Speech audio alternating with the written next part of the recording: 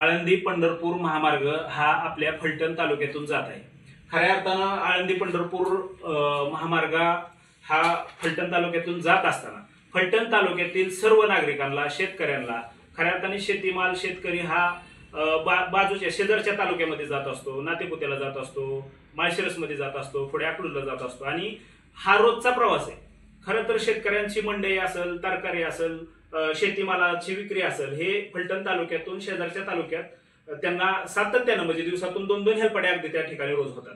आणि खऱ्या अर्थानं त्या आळंदी पंढरपूर महामार्गावरती राजुरी गावाच्या पुढे टोल नाका आहे। त्या टोल नाका हा फलटण तालुक्यातील सर्व नागरिकांना त्यांनी फ्री करावा, मोफत करावा, ही आमची निवेदनाद्वारे त्यांना मागणी राहणार आहे। त्याच अनुषंगाने येत्या 1-2 दिवसामध्ये आम्ही संबंधित त्या प्रशासनाला, टोलनाक्याच्या प्रशासनाला, त्या प्रशासकीय अधिकाऱ्यांना निवेदनाद्वारे फलटण तालुक्यातील नागरिकांना टोल माफी व्हावी या पद्धतीचं निवेदन आम्ही त्या ठिकाणी देणार आहोत। आळंदी पंढरपूर महामार्गावर फलटण तालुक्याच्या बॉर्डरवर जो टोल नाका झाला आहे त्याचा अत्यंत त्रास सर्वसामान्य शेतकरी आणि सगळ्याच वर्गाला होणार आहे। आणि आम्ही परवा निवेदन देणार आहोतच। ते निवेदन जर ऐकून त्यांनी कुठलाही निर्णय नाही घेतला तर सर्व पक्षीय म्हणजे प्रहार असेल किंवा राष्ट्रवादी शरद पवार असतील, शिवसेना असेल उद्धव बाळासाहेब ठाकरेंची आणि स्वाभिमानी शेतकरी संघटना राजू शेट्टींची असेल, सगळे मिळून मोठं जन आंदोलन करून तो टोल नाका आम्ही 100% बंद पाडू। हा जो पालखी महामार्ग आहे त्या पालखी महामार्गावर फलटण तालुक्यामध्ये जो राजुरीच्या शेजारी भवानीनगर येथे टोल नाका झालेला आहे, त्या टोल नाक्यामुळे सर्वसामान्य शेतकऱ्यांचं, सर्वसामान्य लोकांचं कंबरटं मोडलेलं आहे। दैनंदिन ज्या काय गरजा आहेत त्या गरजा भागवण्यासाठी लोकांना आसपासच्या गावी जावं लागतं। शेजारी नातेपुतेसारखी मोठी बाजारपेठ आहे, त्यानंतर पंढरपूरला जावं लागतं सारखं धार्मिक दर्शनासाठी। तर ह्या जो बोजा आहे ह्याचा कराचा तो सामान्य नागरिकाच्या डोक्यावरती बसतोय।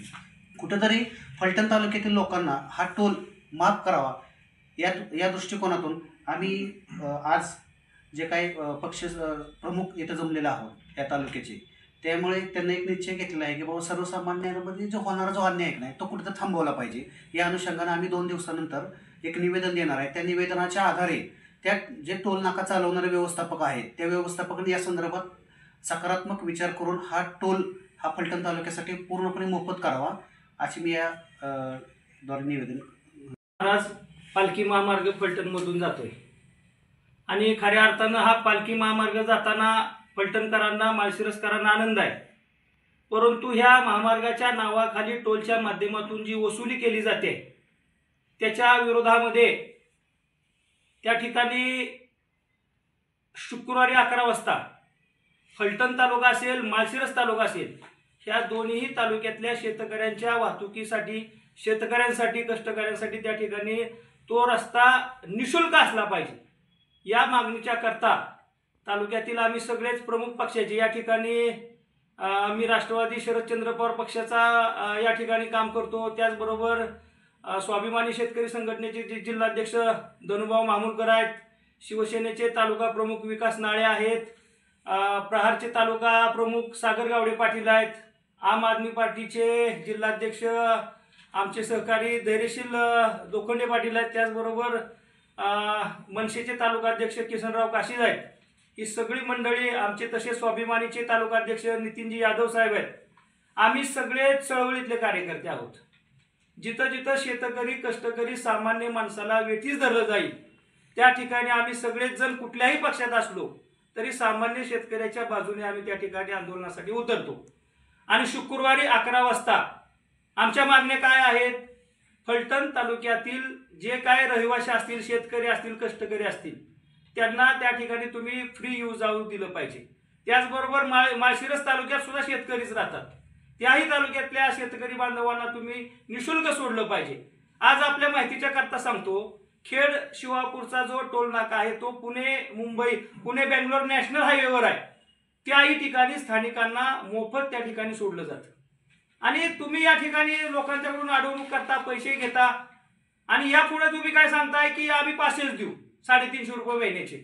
अरे बाबा, एखादा शेतकरी आता आमच्या नितीनराव समजा पास काढला आणि 2च वेळा गेले तर मग तुम्ही 250 रुपयाला एक चक्कर आम्हाला देणार का? हाही प्रश्न आहे ना। आणि पास कशासाठी द्यायचा? आमच्या तालुक्यामध्ये या ठिकाणी तुम्ही काम करत असताना आमच्या तालुक्यातला शेतकरी वर्ग असेल, व्यावसायिक वर्ग असेल, ह्या सगळ्यांना जाणं येण्याची सुविधा म्हणून रस्ता केलाय ना. आणि त्या रस्त्याला संत श्रेष्ठ ज्ञानेश्वर माऊलींचं नाव दिलेलं आहे. आणि तुम्ही शेतकऱ्यांची, कष्टकऱ्यांची पिळवणूक करता, हे शोभणार नाही. खऱ्या अर्थानं या देशाचे रस्ते विभागाचे जे मंत्री आहेत, आदरणीय गडकरी साहेबांच्या नेतृत्वाखाली हे खातं चालू आहे. आता मी त्या ठेकेदाराला तिथल्या फोन केला होता.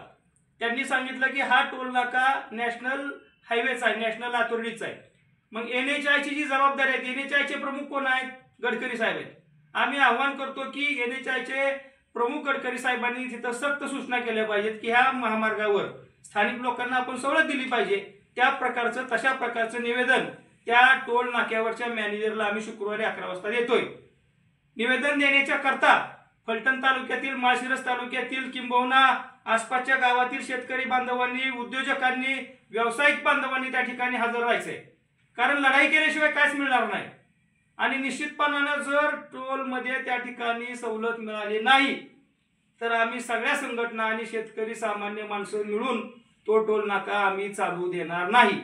त्या टोल नाक्यावर जे काय कर्मचारी कार्यरत आहेत त्या ठिकाणी दिव्यांग बांधवांना सुद्धा कामाकरता संधी दिली गेली पाहिजे. जो समाजातला दुर्लक्षित घटक आहे, जो दिव्यांग बांधव आहे, त्याला तुम्ही त्याच्या साजेसं काम द्या ना. आम्ही म्हणत नाही की बाबा दिव्यांग करू शकेल असं कामं आहेत भरपूर ठिकाणी. आणि आम्ही तालुक्यातल्या प्रत्येक संस्थांना तसं आवाहन करतोय की त्या ठिकाणी एखादा दिव्यांग बांधव जर काम करत असेल तर स्वकष्टार्जित जीवन जगण्याच्या करता त्याला तुम्ही त्या ठिकाणी पाठीशी उभे राहा, असंही त्या ठिकाणी आमची मागणी राहणार आहे. आणि निश्चितपणानं टोल प्रशासनाने ह्या मागणीचा अतिशय गांभीर्यानं विचार करावा.